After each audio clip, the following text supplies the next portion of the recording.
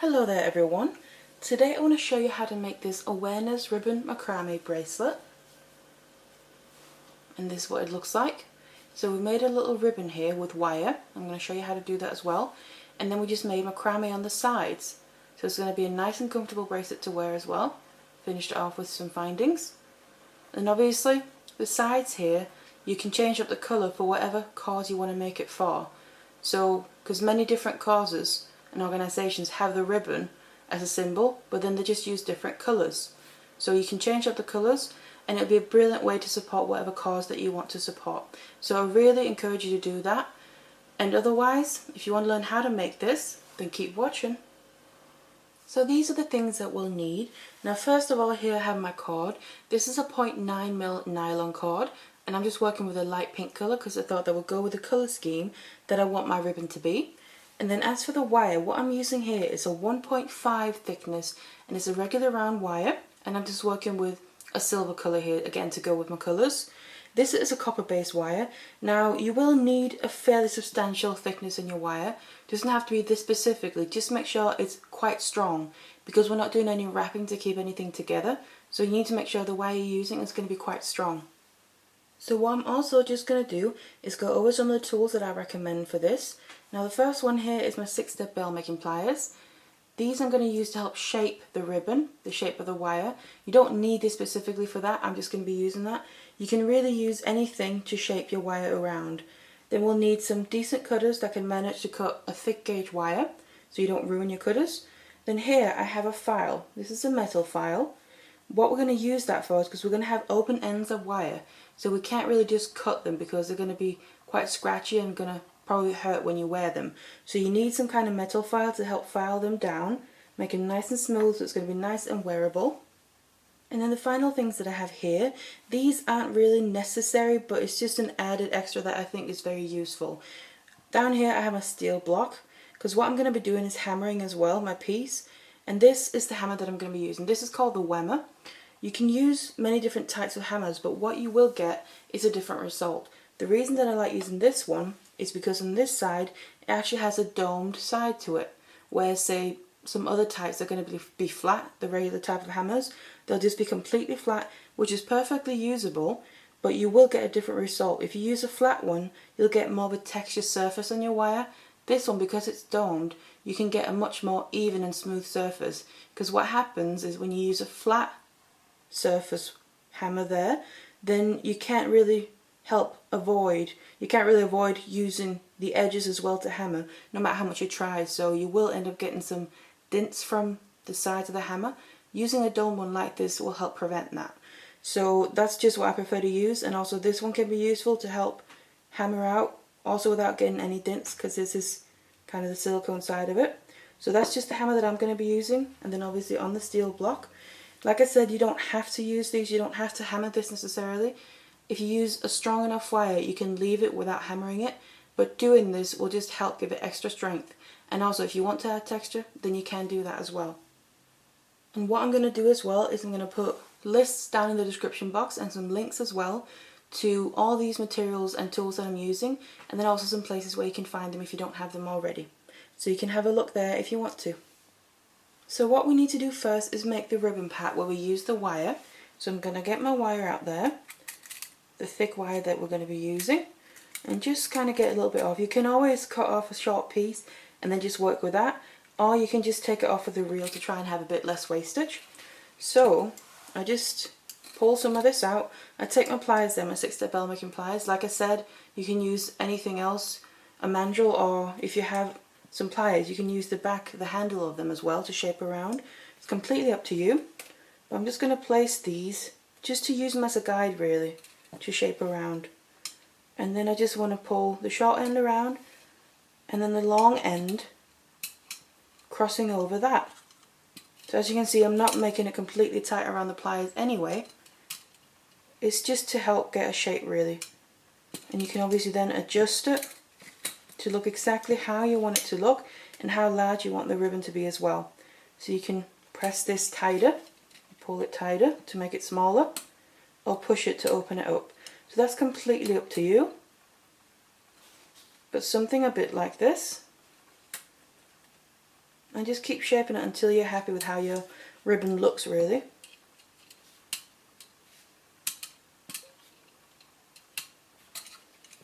So like that. And then what I'm going to do is cut it off, because then I can cut it off to pretty much the length that I know it's going to be. We can always do a bit of extra trimming when we get there, which we'll probably have to, but at least this way there's less wastage than say if you cut a longer length off and you don't use the whole thing. So there we go, there we have the basic shape of the ribbon, and you can still just adjust it until you're completely happy and you think it looks exactly how you want it to be. So now we have the ribbon shape in place here from our wire, and then it looks like this. And this is the point where if you don't want to hammer it, you can leave it like this. Just make sure that it's nice and tight as possible, and that you are using a strong enough wire if that's what you want to do. So it's going to hold its shape without being pulled apart while you're wearing it.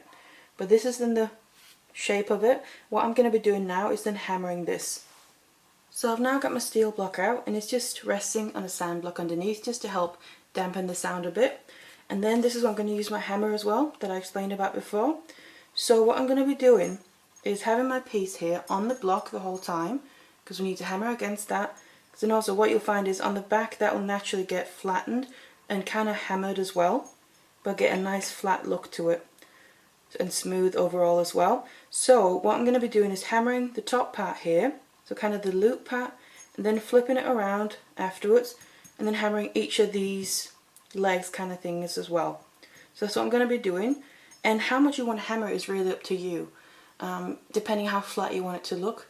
But just hammering it a little bit is going to give it quite a bit extra strength. So that's one of the reasons why I'm doing it as well, to give you that extra strength. Now how you want to hammer is kind of hit where you kind of want it to hit, but then go outwards a bit. So like this. Obviously this is going to be quite noisy when you do it, but that's how you want to see about hammering. So just do it how you want it to do. Flatten it however much you want to, and make sure it kind of keeps its shape throughout as well. So I'm going to just leave hammering the middle there till the end. I'm going to do the loop and the legs first.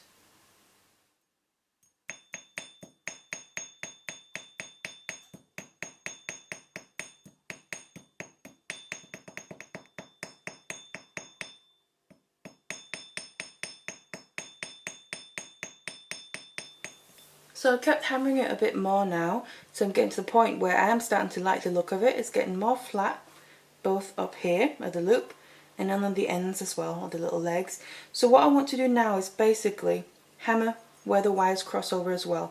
Now this you always want to be a little bit careful with, because wire, when you do that, it can kind of weaken it as well. So you want to be careful not to do it too much or too hard.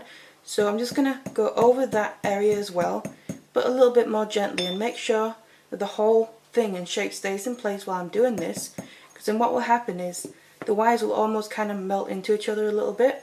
But still, like I said, be careful you don't go too far with it, because then it can end up breaking or damaging it too much. You can also use the other side, like the nylon side of a hammer, if you have that. That will be a little bit more gentle to it naturally, so you can use that to hammer that as well. But just hammer that not completely as flat as the rest, because that'll be too much. Like I said, be careful with it, just until you can kind of see from the side that they're kind of melted in together a little bit, and it helps them stay in place as well. So you just want to hammer that a little bit, and then continue until you're completely happy with how it looks, and then we're finished with the ribbon part. So I've kept hammering here again, and now I'm quite happy with the way it looks. So both sides are nice and flat, and also smooth because I use that domed hammer. That's the look that I want. If you want the texture, that's absolutely fine. And remember as well, while you do the hammering, obviously be careful to not hammer your fingers, because it is quite a small piece that we're working with, so just be careful as you're doing it. So now what we need to do is start filing these ends of the wire, because if you're going to feel, they are fairly sharp, and we want to make sure that we're not going to catch or scratch on anything with those ends. So we need to smooth these down by using the file. And all you do really is just start with one side, kind of keep hold of your piece to make sure it still doesn't move out of place, although it should be quite strong now, but just keep hold of it with the side you want to start with. And then I'm going to start using my metal file here and just go around the end here. And like I said, I'm doing this to make sure it's going to be nice and wearable and smooth on the ends as well. And you want to make sure you file in the same direction like this, so don't go back and forth like that. Go in the same direction, that's how you're going to get it smooth.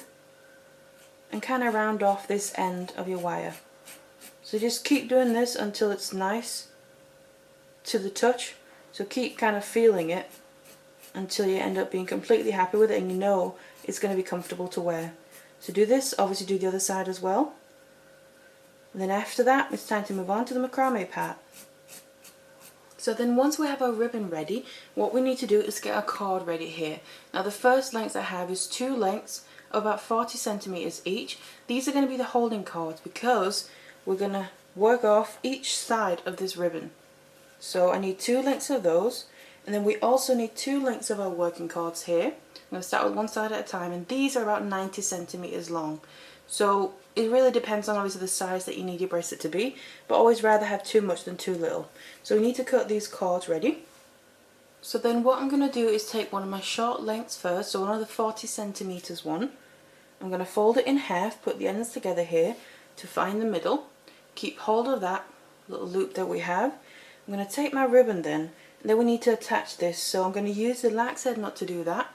So I'm going to go through from the back, through that loop in the ribbon. Get that loop we made in the middle of our cord and pull the ends through there. So just like this. This is the lax head knot, and that's how we attach the cord. And that's on the one side. I'm going to do the other side straight away as well. Again, find the middle by putting your ends together. And then I'm just going to do the same thing, lax head knot. Put your loop through, and then pull the ends through your loop. So just like this. And then we now have the 2 holding cords attached, one on each side here. And then what we're going to start doing is working on one side at a time. So I'm just going to attach this to a macrame board that I have. You can use anything. You can also pin it down to make it easy to work with. But I just find it very easy and useful to use my macrame board. And this is just the mini one, because we need to kind of make sure that we have a bit of tension on the holding cords here. So get it onto your board or whatever you're working with, like this. And we have the ribbon here. Now we need to start working on our macrame parts, one on each side there. So for this, I now get one of my long lengths of cord that I cut ready. Again, I want to fold this over, have the ends meet, so I find about the middle. Now what I'm going to do is then keep hold of this middle, take one of the ends and feed it underneath, technically the 2 holding cords that we have here that are attached to that ribbon. Get the middle line roughly underneath those 2. And then we need to attach this working cord to the 2 holding cords there. I'm going to do that by using a square knot, and all I'm going to be using is a square knot to make the sides of the bracelet. So just put one side over, the other side over that, underneath everything in the middle, and up through the loop. And then to begin with, I just like to keep hold of the middle up there so it doesn't move around too much. Tighten, and then that's your middle. That's your cord attached. And then before I continue, I'm just going to push this up so it's all the way up against the lax head knot there that we attach the cord to the ribbon. That's the 1/2 of a square knot. I'm going to then start with the other side, the cord from the other side, put that over the holding cords, take the other working cord over that, underneath everything in the middle, and up through the loop. So just like this, and tighten that all the way up. So this is now our first full square knot, and all we're going to do is basically continue doing this, and just double check, make sure that this is pushed all the way up, so you don't have too much of a gap up there. But just keep doing your square knots. What I do recommend is that you do a section here that you think might be the right length, because you obviously only want to do almost half of the bracelet on this side, because we're going to do the equivalent on this side. So what I recommend that you do is before you finish off one side, that you go over and do the other side as well, just to make sure both sides get even before you finish anything off. So keep doing your square knots here, move over to the other side, do a bit on there, because then it's easier measuring the full length of the bracelet rather than roughly half of it. So just keep going with this. So I've now kept making my macrame here, my square knots on both sides, and I know that it's the full length that I want my bracelet to be roughly, minus the clasp, because remember the clasp is going to add some length as well. And then each side is even as well, so this is going to end up being in the middle. So now we can take it off the board, or whatever you're working on.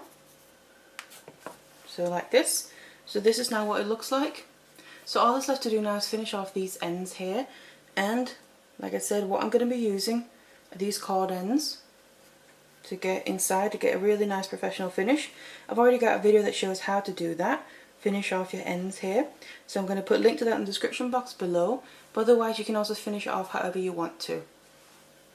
So I've now finished off both ends of my bracelet here, so attach my clasp and extend the chain, and then it's finished.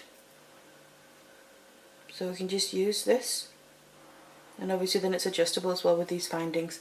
Like I say, you can use whatever findings you want to. And then this is your finished ribbon bracelet, so ribbon awareness bracelet. And then it looks like this. And like I said, you can just change up the colour of your cord depending on what kind of cause you want to make it for. So that's how you make this. It's a pretty simple design and also fairly easy to do. You just need a few tools with it. So I really hope you enjoyed this tutorial, and thank you very much for watching. Hello there everyone. Today I'm going to show you how to make this macrame, either anklet or bracelet. It'd be quite nice for both, I think. And it looks like this. So you have your macrame part running around, and then I've added kind of fringes to one side of it, which is why I thought it would be quite a nice anklet as well, and a bracelet, because of how it's going to sit on both your ankle and your wrist then. So it looks like this. And this one I've just finished off with a sliding knot.